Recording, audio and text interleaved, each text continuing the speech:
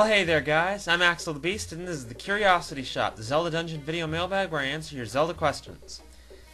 Our first question comes from Vancor. A couple of mailbags ago, you said your least favorite dungeon in Twilight Princess was the City in the Sky. What are your least favorite dungeons in other games, such as the Wind Waker or Phantom Hourglass, or your all-time least favorite dungeon? Well, my all-time least favorite is actually the City in the Sky, sorry to say.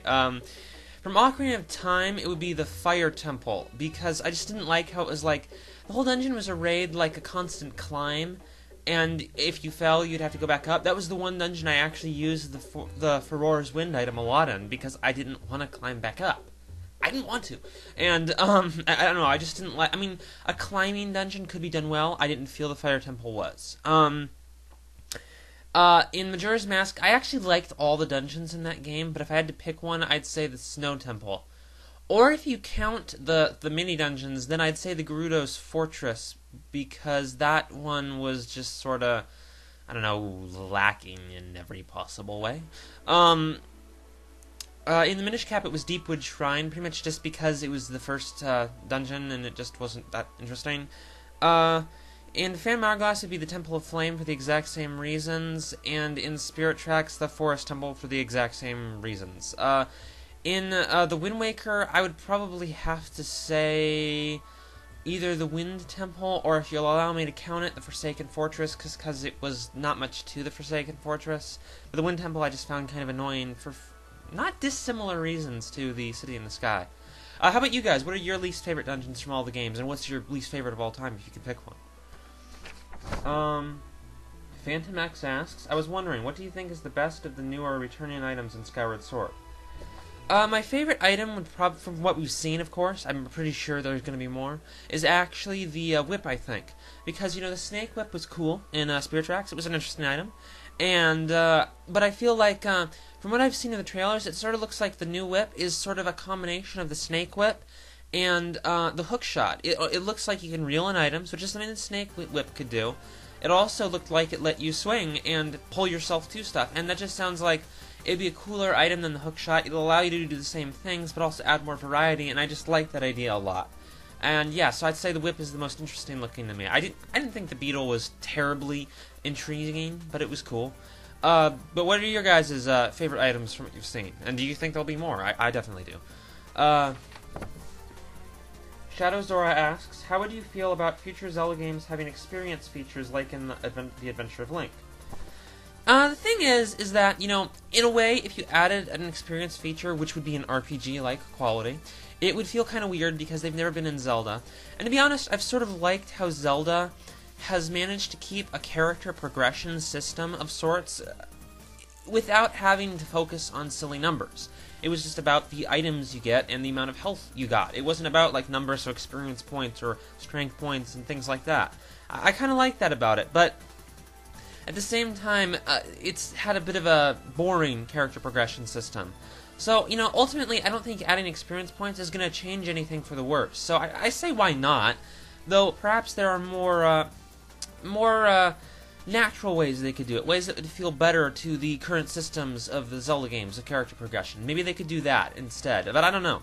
Either way, it couldn't hurt. It's an interesting idea, and they did it before, so, you know, why the hell not? Caleb Wilson asks, how is it that if Link never needed to pull the Master Sword out of its pedestal in the child timeline, that Link has it in Majora's Mask? For the Ocarina of Time. Well, the thing is, in Majora's Mask, he doesn't have the Master Sword. In fact, I don't think it's ever even mentioned, even in the flashbacks with Zelda. I mean, look at that. That's not the Master Sword, that's just a dinky little wooden sword, or, well, wooden-handled sword. Blades are not made of wood. So yeah, he doesn't have the Master Sword, so it works out. Yeah. Ryan Dempsey asks, do you think Dodongo's Cavern in Ocarina of Time is the Goron Mines in Twilight Princess? I don't particularly think so, no. I mean, I suppose that's possible. I mean, that's not an impossible concept. But I don't feel like they didn't bother to state it or hint it. I just don't think there's any reason to suspect it, and I don't think it really matters. I mean, if it made a difference, I think they would have, that it could be possible, but the fact that it's so insignificant of a point makes me think they never would have even thought of it or intended it. You know what I mean? So no, I don't really think so, and I don't think it matters much. Theoretically, just thinking about what if, yeah, it could be because they go into the Dodongo's cavern to get their rocks and food, and they essentially would have to mine those, kind of. And the Goron mines, they mine minerals that they sell to people. So theoretically, it could be, or they could be. I mean, one is rocks they eat, and one is rocks they mine. So I don't know. It's possible. It's odd. Julie Dupuis asks, "What are your thoughts on a Zelda movie?" Well, the thing is ultimately it's unnecessary. They don't need to make a movie to add to anything, unless they were going to have a Zelda, part of the Zelda series that had a deeper plot, either based on a game or to complement a game. They could make a movie about that part of the plot, or as extra plot addition to go between games. That could be interesting, like a anime OAV almost. That would be something that would actually be kind of cool.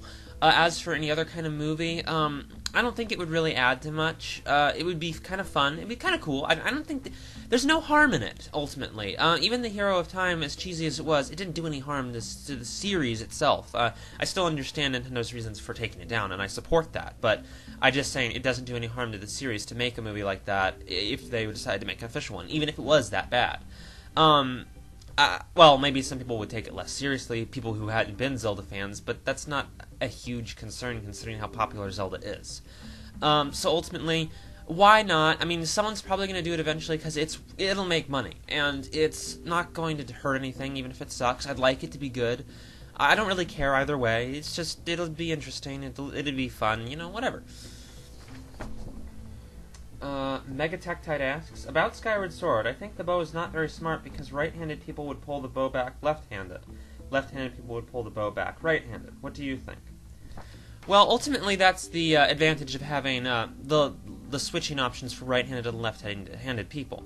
Because, yeah, some things would be unresponsive or weird to control if you're the other hand. But, the thing is I think you're implying that you have to use both hands, and that's just kind of an irrelevant point because that's how people use bows in real life. It'd be the same thing. But as for the switching hands, that would be definitely something. I think Skyward Sword is really going to need the handed switching option, and I really hope Nintendo does not release the game without it because it frankly needs it. I mean, I'm sure people can function without it, whether they have to make do with a hand that they're not as dexterous with, or if they have to, use the opposite thing. I'm sure it'll work out, but ultimately it's gonna suck, and we're gonna need that. I think we really could. They really gotta do it, It's just, come on, Nintendo, do it, yeah. Stealth Will asks, what do you think is going to be Skyward Sword's main plot? Well, we do have some confirmed details. We know that Link is going to be some guy who lives in the land above Skyloft, which is made up of floating islands, not of clouds. And he doesn't think there's anything unusual about living up there. So evidently, he's lived up there for a long time, or his people have. And it's just they might not even know about the land below. The way they describe things, it sounds like they don't. And Link, somehow he loses a dear friend, and he's looking for them throughout the game. And also, he acquires somehow the Skyward Sword in some sort of event. The Skyward Sword is supposed to be the event, that's how they've described it. And he goes down with the sword's power to the land below Skyloft when it seems to be overrun by some kind of evil force. And also the land below, which is probably Hyrule, and the land above Skyloft are somehow, they're supposed to be one. They're separated for some reason, and we're going to find out why. And also, allegedly, the Master Sword, or the Skyward Sword is going to become the Master Sword. That is actually confirmed at this point. So, as for what I think that we could see a story involving either pre-Royal Family Hyrule or pre-Hyrule. Maybe the land below isn't even Hyrule yet. And that once they combine back, it'll be Hyrule. That would be interesting, and I'd sort of like to have it back that far, because it'd be really intriguing, almost like prehistoric or medieval upon medieval times, like Zelda's medieval times. It's old age, And I kind of suspect, I don't think Ganon's going to be in the game. There's no logical way they could put him in, although they might if they wanted to really badly, but I don't think they will. I think we're going to have some old foe that's really powerful, like the Dark Tribe or something. if you don't know what the Dark Tribe is, you can check Zelda Wiki. I might do an article or a video on them soon, or answer them, and if people ask me a question about them, I might answer it. But yeah, that's about all I can say. Those are my speculations. I suspect some kind of story along those lines. I hope it's a deeper story than usual, because I'd like that. Last question. Hylian09 asks, I was watching a Let's Player a while ago, and he said it was time for Zelda to die, because everything had been done for the series. If Skyward Sword was done well, then Zelda could live on for a little while, but he said the series should die soon. Do you agree with this? What do you think the game designers could do to keep the series alive? Well, ultimately, here's the thing. They're going to keep making the series as long as it's successful, and it's really freaking successful right now. It has not really died down. The fact that he says that while actually playing a Zelda game, because I presume he was playing a Zelda game as he's saying this, is almost hypocritical, because he's supporting the series, and that's the thing that will keep it going and will never let it die. And it shouldn't die when it's successful. There's no logical reason for a company to do that.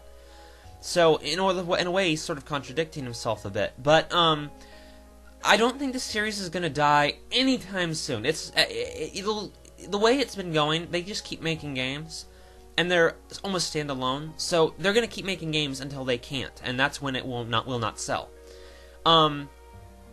As for what they can do to keep it fresh, and I do think it's gotten a little duller as of late, and I think if that keeps up to an extreme degree, that could cause it to lose sales.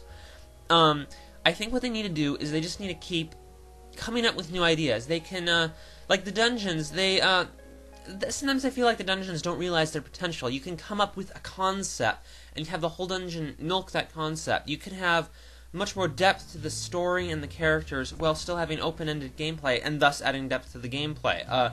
Replay value. I think they shouldn't ignore conventions that other series have done. They just need to, I don't know, take hints from Mario, because that's a game series that has been innovating quite successfully since its creation. Yeah. So, Zelda just needs to keep doing that, and it's good.